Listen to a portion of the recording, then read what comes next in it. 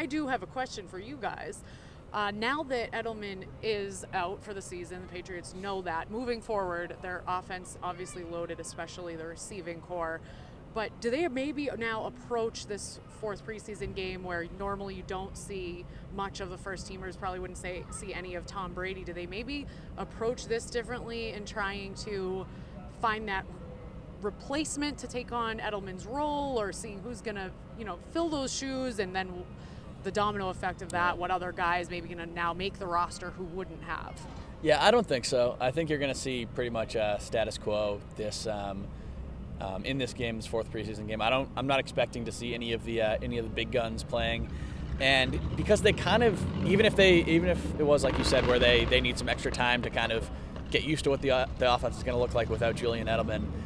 Edelman got hurt on the first series of this past game, and the first team offense played almost the entire first half, and they looked awesome. Like the Tom Brady led unit was pretty much flawless. I mean, he had 2 touchdown passes to Chris Hogan. He was spreading the ball around. We still really haven't seen Brandon Cooks get too involved in this preseason. I think that might kind of be by design. They're not really game planning anything for him.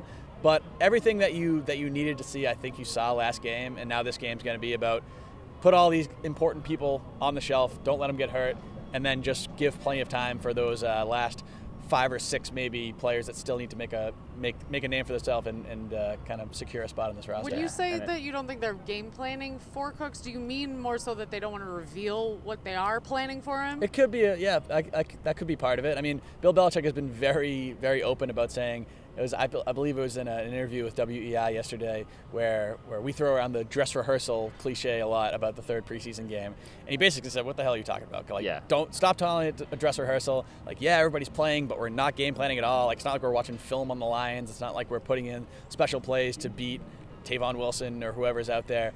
So I think that they have big plans for Brandon Cooks this season, and I don't think we've even scratched the surface of seeing what they're going to be. It's been pretty. That's what I was getting at. Yeah, it's been a very basic. It's been a very basic. It's going to catch teams by surprise. Yeah, because everybody's going to be keying on Cooks, especially now that Julian Edelman's out, and I'm sure they have plenty in the works for week 1 that they do not want to show just yet.